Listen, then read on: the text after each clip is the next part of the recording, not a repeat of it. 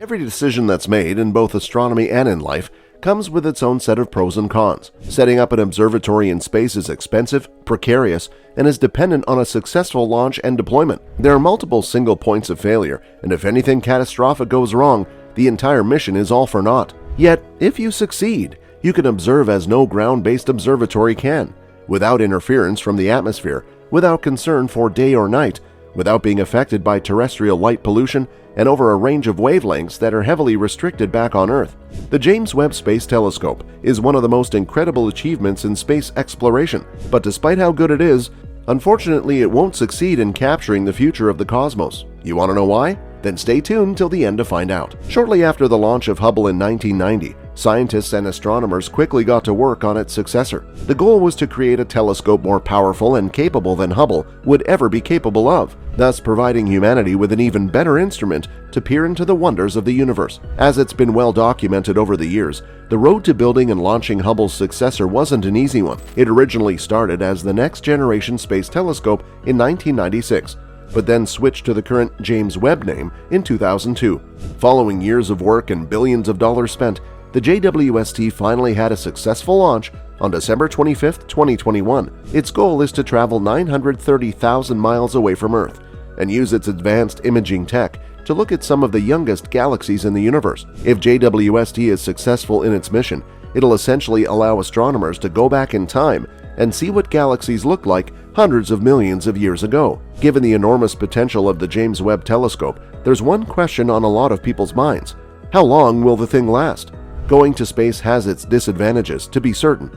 In particular, the observatory is going to be unevenly heated by the sun, and it's going to be very difficult to repair. The observatory's instrument technology will be frozen in at launch rather than easily upgradable. The observatory size and weight will be limited by the launch vehicle's payload, and launch and deployment are both expensive and risky.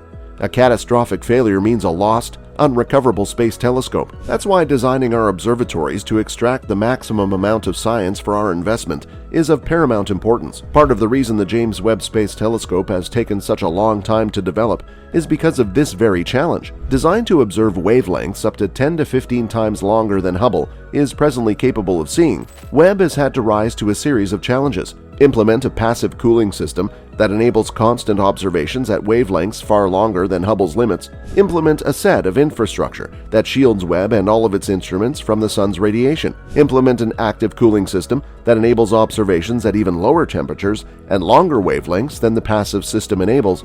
And place the telescope at a location where it no longer has to contend with emitted radiation from any object other than the sun, far from the Earth, the moon, or any other celestial bodies that hold on to large amounts of heat. The first three concerns resulted in the development of a 5-layer sun shield that always resides between the telescope's optics and the sun, as well as an active cooling system that opens up not only the full range of the near-infrared portion of the spectrum, but also the mid-infrared. This design, difficult and novel to implement, will empower Webb to reveal the universe to far greater precision than any prior observatory, including NASA's Spitzer or WISE and ESA's Herschel, its three most closely related predecessors. However, the fact that we have to locate Webb so far away from Earth is what most severely limits its lifetime. Ideally, we'd be able to orient Webb so that the Sun, Earth, and Moon were always on the same side of the telescope, so that the sunshade can face them while the optics and instruments can remain shielded from them. Also, we'd like it so that the telescope moved with planet Earth in our orbit, so that we could send and receive signals from Webb, including downloading its data as fast as we can acquire it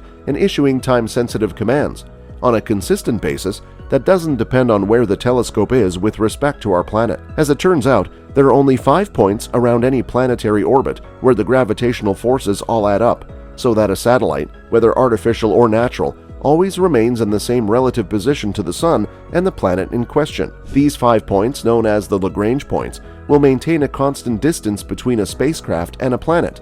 Specifically, the L2 Lagrange point is the only one that makes sense, on the away side of the Sun, Earth, and Moon, located about 1.5 million kilometers away from our planet. These Lagrange points are also special because they enable us to minimize the fuel required to remain in the quasi-stable orbit. Previously, cryogenic satellites like WMAP and Planck were sent into orbit around the L2 Lagrange point with the mission of conducting a high-resolution, all-sky map of the sky at microwave frequencies.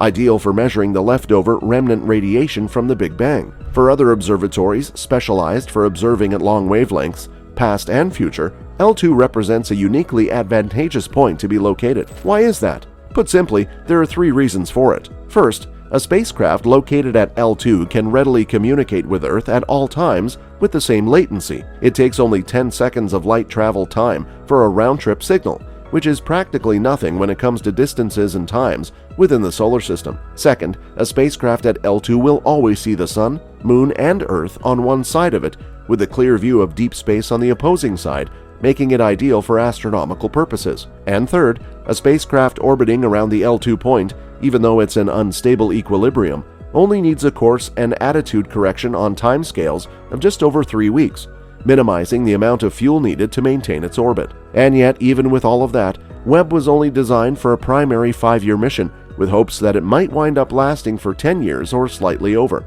if we get very lucky. Webb was not designed to be refueled, repaired, or upgraded in any way. Whatever is on board at the time it's launched is what we'll be stuck with for as long as it remains operational. Compare that with Hubble, which, although it was designed for a 10-year mission, many hoped it would last for 15 or more, was designed to be upgraded and is still going strong after 31 plus years. The difference, of course, is location. Located just 600 kilometers above Earth's surface, Hubble is readily accessible for crew servicing. No crewed vehicle has ever ventured significantly beyond the far side of the Moon, and no planned spacecraft through 2030, including Artemis, has the capacity to reach it. The potential benefits of making Webb serviceable were studied, but were determined to not be worth the increased cost, the increased complexity, and the increased mass that it would introduce. As such, Webb is fundamentally limited by what it's initially outfitted with. That doesn't just include its optics, instruments, sunshade, and other equipment, but its onboard fuel as well. That fuel, as it turns out, is the single most limiting factor when it comes to Webb's lifetime. As soon as Webb runs out of fuel, it will no longer be able to maintain its orbit, and it will no longer be able to point, with the requisite precision, at its astronomical targets of interest. When its fuel is gone, assuming nothing else fails in the interim, the mission is over. The limited amount of fuel and the lack of serviceability options means that the first 6 months will be absolutely critical in determining the overall lifetime of James Webb. If everything goes absolutely perfect, meaning that we exceed the expected outcome, we may need only minimal course corrections to arrive at and insert the spacecraft into orbit around L2, giving us sufficient fuel for slightly more than 10 years of operations. If, however, JWST gets stuck on the outer margins, we may find ourselves with only enough fuel for 5 years of science operations. Webb's nominal design parameters. In a worst-case scenario, something goes awry, and most of the fuel needs to be spent getting Webb to L2 in the first place, while a catastrophic event would mean Webb never reaches L2 at all, rendering it the most expensive piece of space junk ever to launch. Although you should never bet against the cleverness of NASA scientists in stretching the limits of what's possible with even antiquated technology, you must still work within the laws of physics. Maintaining an orbit and pointing a telescope both require not only energy, but fuel as well. When the last of this precious finite resource is spent, Webb will reach the end of its useful lifetime. Hopefully, it will last for long enough that will not only have significant overlap between Webb and Hubble, but with the ESA's Euclid mission, the NSF's Vera Rubin Observatory, and perhaps even NASA's Nancy Roman Telescope. As powerful as each single observatory is on its own, there's nothing quite so revealing as a team of great observatories all working together to unveil the mysteries of the universe. So, what are your thoughts on this exciting new development? Do you think James Webb would be able to capture the slightest sight of the future cosmos?